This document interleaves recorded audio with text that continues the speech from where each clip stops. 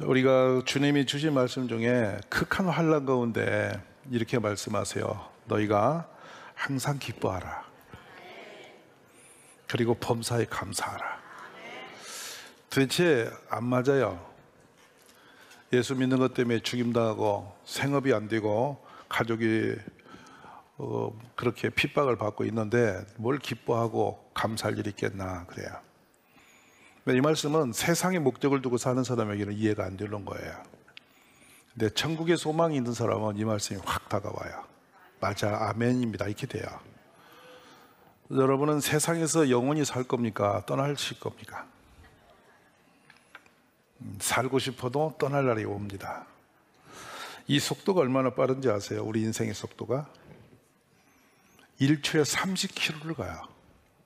똑딱 하는 순간에 우리 지구가 나의 인생의 생명선을 끌고 30km를 달려버립니다. 한 초.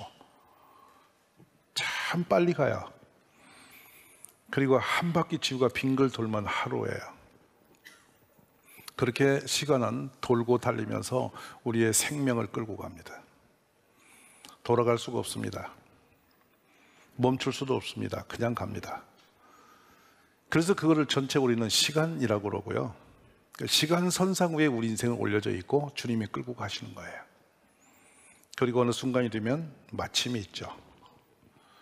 한 사람도 어김없이 다 그 마침의 선에 서야 돼요. 나는 안 가고 싶다고 멈출 수 없죠. 왜냐하면 거대한 시간이 우리를 끌고 가기 때문이에요. 이 만물은 영원한 것이 없어요. 다 지나가는 거예요. 거대한 태산도 없어질 날이 있어요. 근데 하나님은 영원하세요. 시간 위에 계신 분이 하나님이세요. 하나님은 시간의 통제를 안 받으시고요. 우리 사람은 시간의 통제를 받아요. 천없는 영혼도 시간이 가면 사라져요. 지상의 그 어떤 모든 것이 아무리 강한 것도 시간이 가면 사라지는 거예요.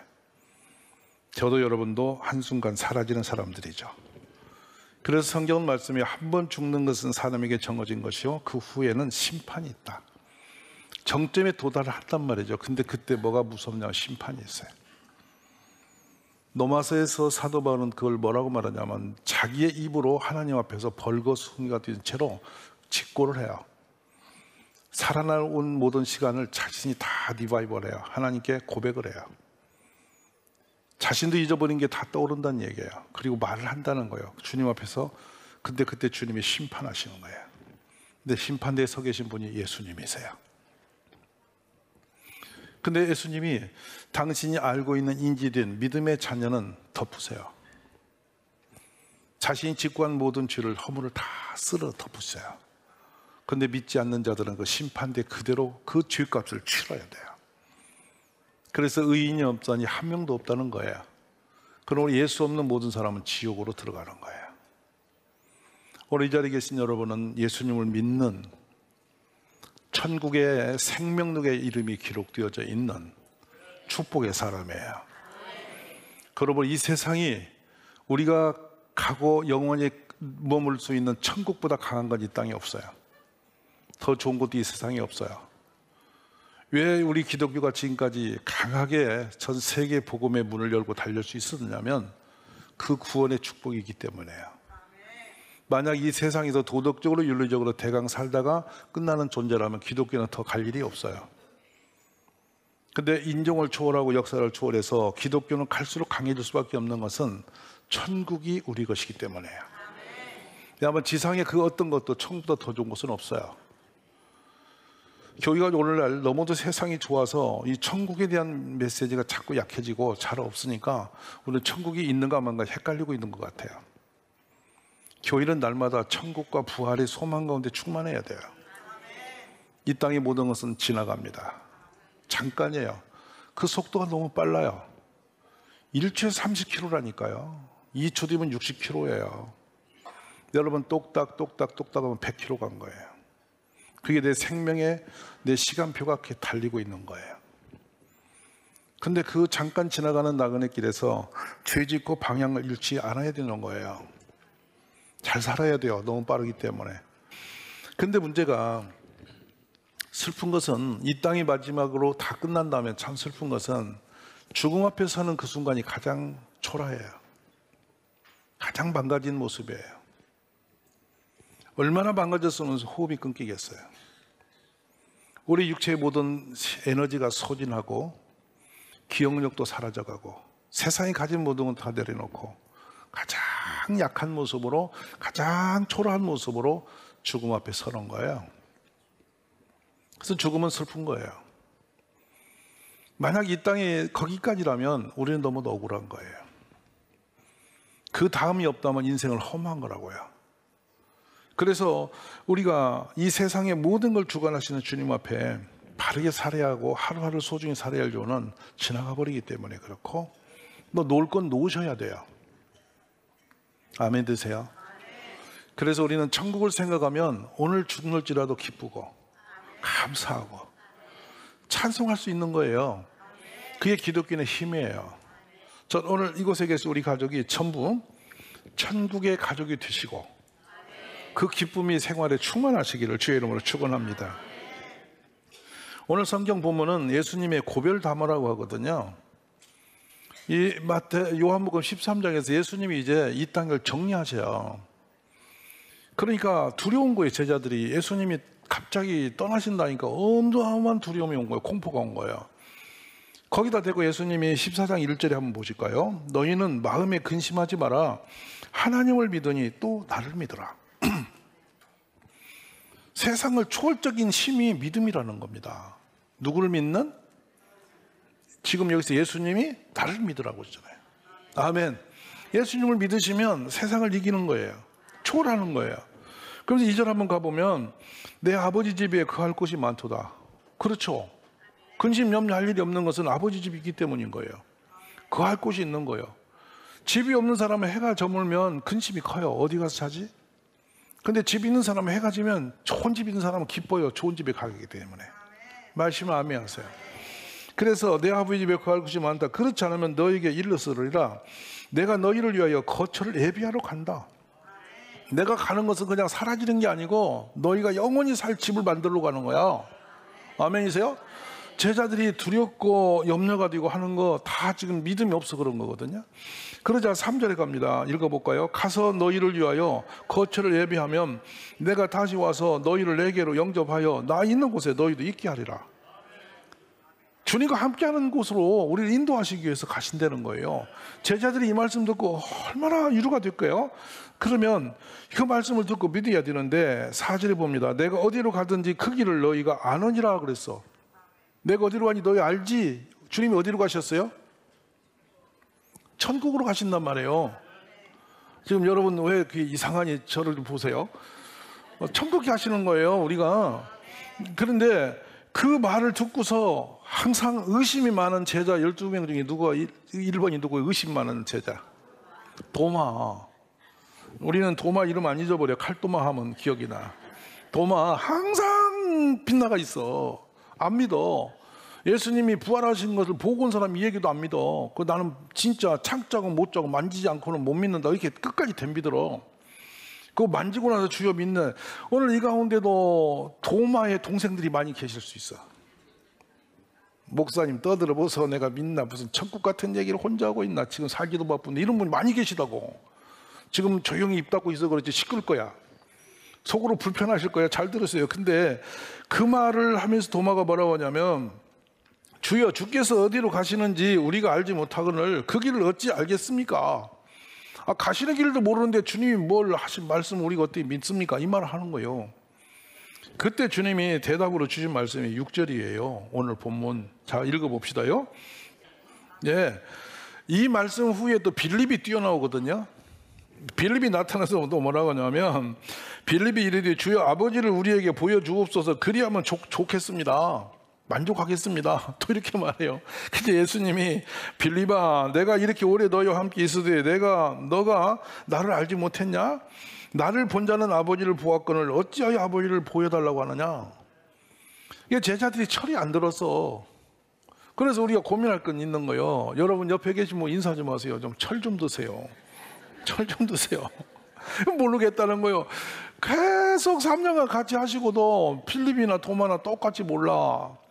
부인 손붙들고 겨우겨우 교회를 15년 댕기도 몰라. 천국이 있는지 없는지 모르겠어.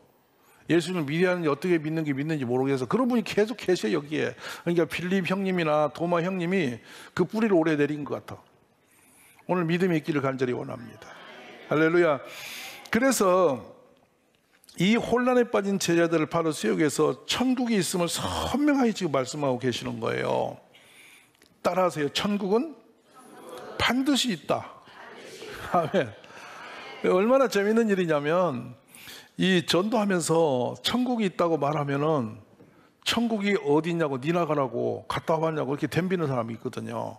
그러면 그분에게 인사를 한번 해보세요. 그분 지옥 가십시오. 그러면 그분이 지옥을 믿어 안 믿어?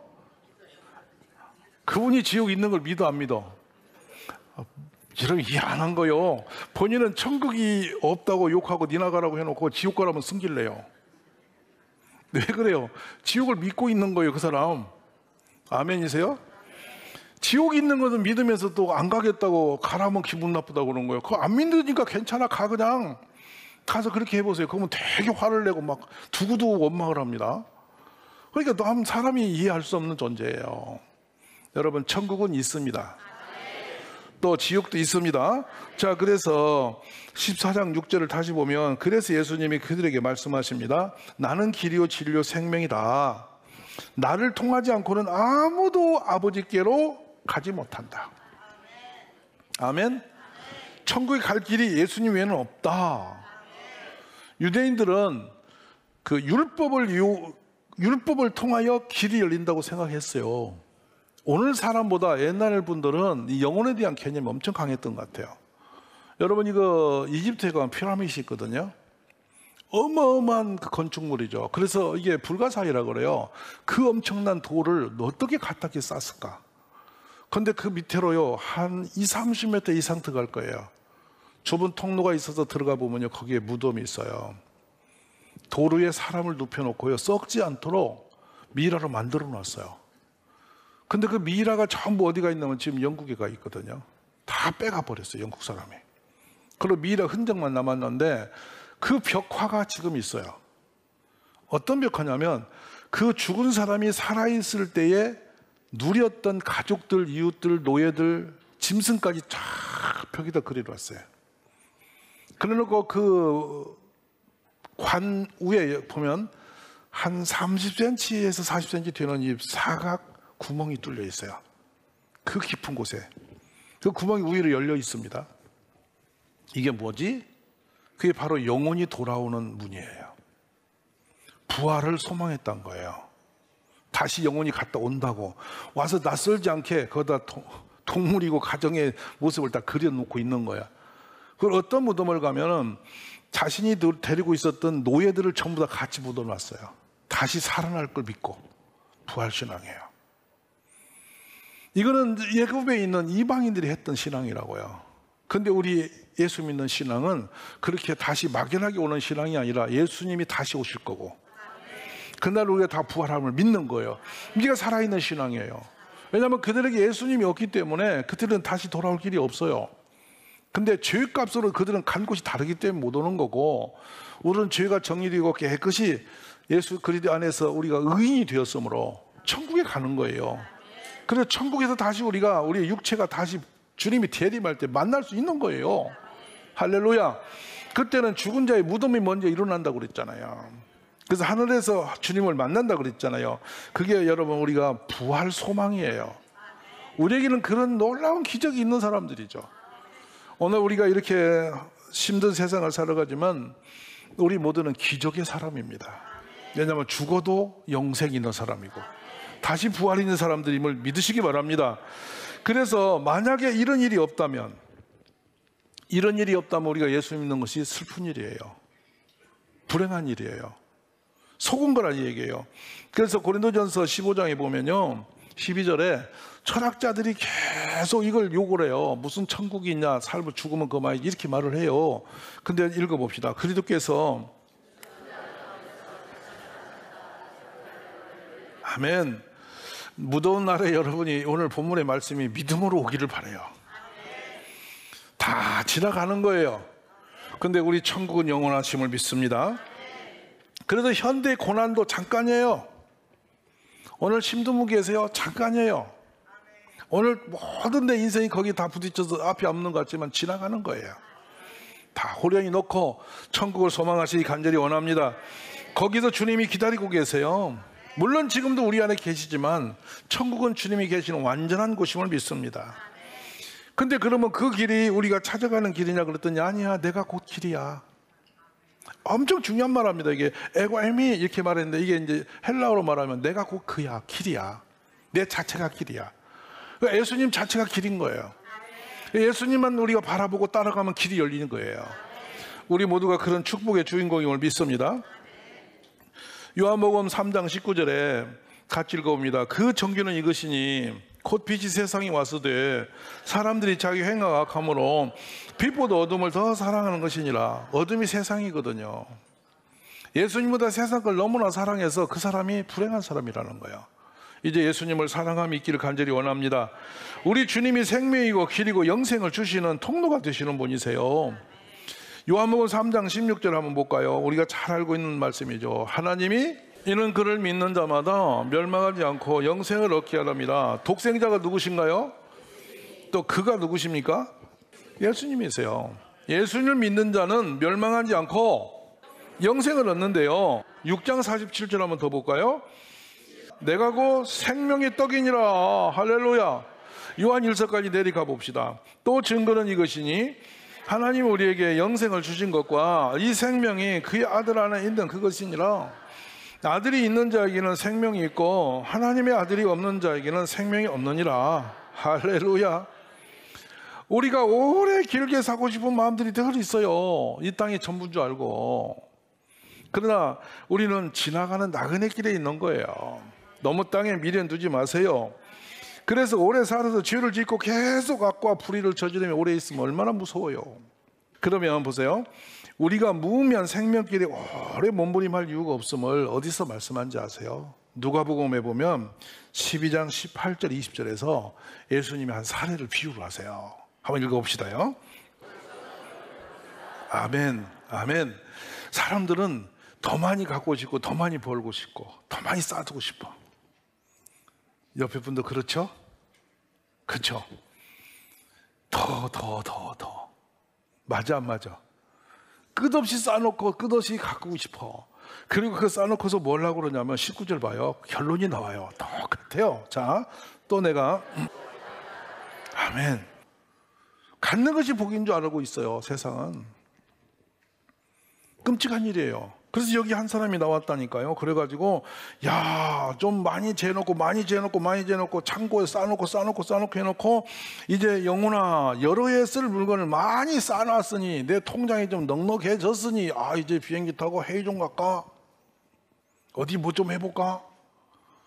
또 세컨하우스 짓고 한번 또 별장도 한번 가볼까? 그래서 뭔데? 이 육신이 이 땅에서 죄 짓고 망가질 인생이라면 좋은 집에 있으면 뭐 하려고? 종종 이런 생각을 제가 하거든요.